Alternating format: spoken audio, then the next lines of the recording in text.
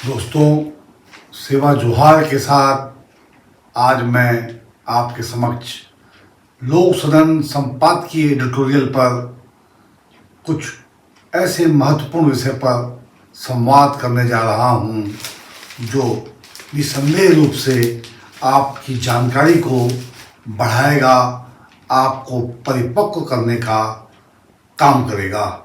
मैं बात कर रहा हूं छत्तीसगढ़ की राजनीति में गोंडवाना गणतंत्र पार्टी के आज के वजूद और अस्तित्व को लेकर के जिस तरह संघर्ष और विधानसभा समर में जो सफलता का आगाज होने जा रहा है, जमीनी स्तर पर जो तमाम चर्चाओं के बाद हम यह कहें कि सर्वे रूपी जानकारी आज हम आपके साथ शेयर करने के लिए आए हुए हैं और आपको बता रहे हैं कि 90 सीटों में छत्तीसगढ़ की गोंडवाना गणतंत्र पार्टी के इस चुनाव में सफलता का एक नया परचम लहराने जा रहा है।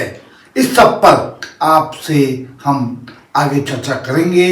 उससे पहले आपसे हमारा विनम्र निवेदन है कि इस बुलेटिन को देखने के बाद आप कमेंट बॉक्स में अपनी भावना को विस्तार से लिखिए, क्योंकि वही भाव दादा हीरा सिंह मरकाम को सच्ची श्रद्धांजलि होगी।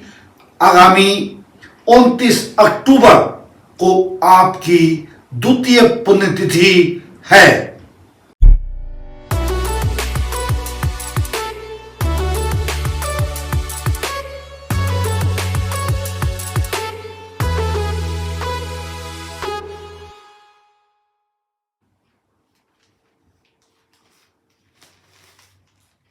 दोस्तों, सेवा जोहार के साथ एक बार फिर मैं छत्तीसगढ़ के दैनिक समाचार पत्र लोक सदन के संपादकीय पेज यूट्यूब पर आपका स्वागत करते हुए गोंडवाना गणतंत्र पार्टी के संदर्भ में समीक्षार्थ जो तथ्य हमारे संवाददाताओं ने जुटाए हैं उन्हें लेकर के आया हूँ।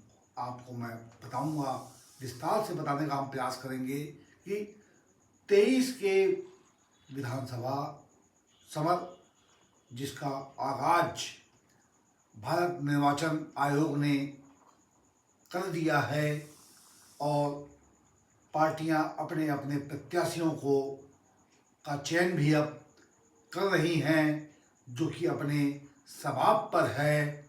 ऐसे में गोंडवाना गणतंत्र पार्टी के सुप्रीमो तुलेश्वर सिंह मरकाम ने भी कई प्रत्याशी का चयन किया है और प्रत्याशी मैदान में उतरते चले जा रहे हैं। अगर हम छत्तीसगढ़ की जमीनी हकीकत आपको बताने का प्रयास करें तो हम आपसे इस संवाद बुलेटिन में यह साफ साफ बताना चाहते हैं कि अब की बार गोंडवाना गणतंत्र पार्टी छत्तीसगढ़ में एक इतिहास रचने जा रही है।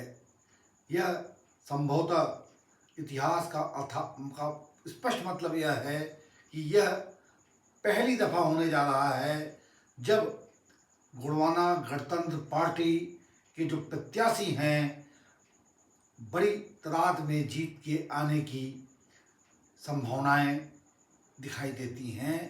और पाली तानाखार तो स्पष्ट रूप से हम यह आपको बताते हैं कि यहाँ से विजय तो अनिवार्य रूप से पार्टी को होनी है।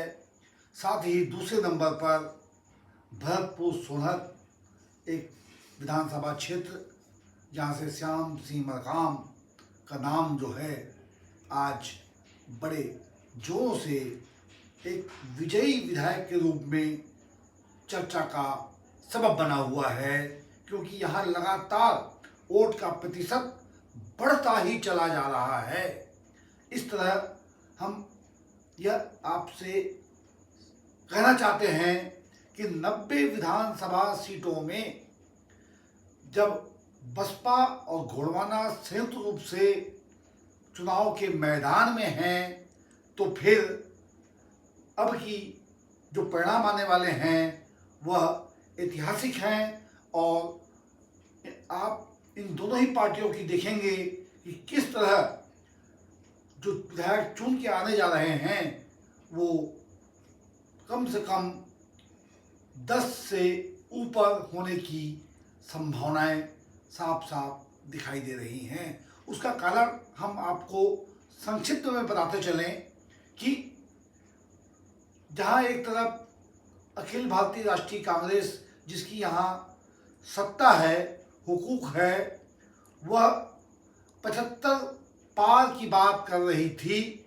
जो अब गोंडवाना और बसपा के गठबंधन के बाद एक तरह से मौन हो गई है।